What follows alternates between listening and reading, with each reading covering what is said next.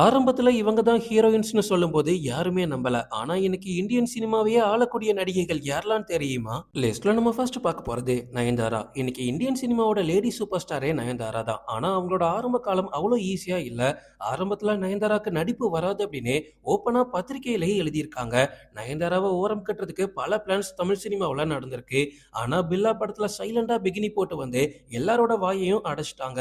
அதுக்கப்புறமா நயன்தாராவோட youngster fan பேஸ்லாம் ஒவ்வொரு நாளும் வெறித்தனமா ஏறிச்சு. இன்னைக்கு ஒரு படத்துக்கு 15 கோடி வரைக்கும் சம்பளம் வாங்கி தமிழ் சினிமாவோட பெரிய நடிகையா மாறிட்டாங்க. லிஸ்ட்ல நம்ம அடுத்து பார்க்க போறது சாய் பல்லவி. சாய் பல்லவி பிரேமம் படத்துல மலர் அப்படின்ற ஒரு கேரக்டர்ல நடிச்சிருப்பாங்க. அந்த மலர் டீச்சர் இந்தியா முழுக்க ஃபேமஸ் ஆனாலும் அதுக்கப்புறமா சாய் பல்லவி பத்தி என்ன பேசினாங்கன்னா, இந்த பொண்ணால அடுத்த கட்டம் வளர முடியாது, இந்த பொண்ணு மேக்கப் போட மாட்டேங்குது, இந்த பொண்ணு கிளாமரா நடிக்க மாட்டேங்குது, இது எப்படி அடுத்த கட்டத்துக்கு போகும் அப்படின்னு சாய் பல்லவி மேல வைக்காத விமர்சனங்களே கிடையாது. ஆனா அவங்க அதெல்லாம் கண்டுக்காம முன்னேறி போய்க்கிட்டே இருந்தாங்க.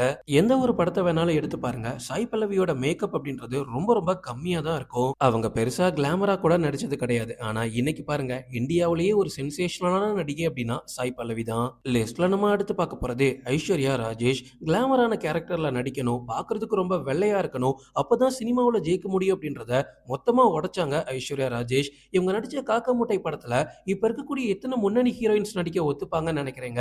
அப்படி ஒரு தைரியம் வேணும் அந்த கேரக்டர்ல நடிக்க. அத்தனைக்கும் அவங்க சினிமாக்கு புதுசா வந்தவங்க.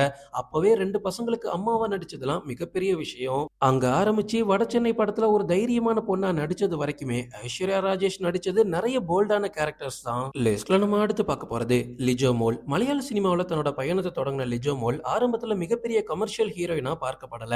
அவங்களும் எத்தனையோ கேரக்டர் நடிச்சாங்க, ஒரு சின்ன ஹீரோயினா தான் பார்த்தாங்க.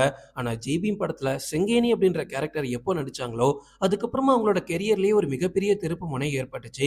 இன்னைக்கு இந்தியா முழுக்க ஃபேமஸ் ஆகிறதுக்கு அந்த செங்கேனி கேரக்டரும் ரொம்ப ரொம்ப முக்கியம். அதுக்கப்புறமா பல தரமான படங்கள் நடிச்சு இப்போ ஒரு மிகப்பெரிய ஹீரோயினா மாறிட்டாங்க.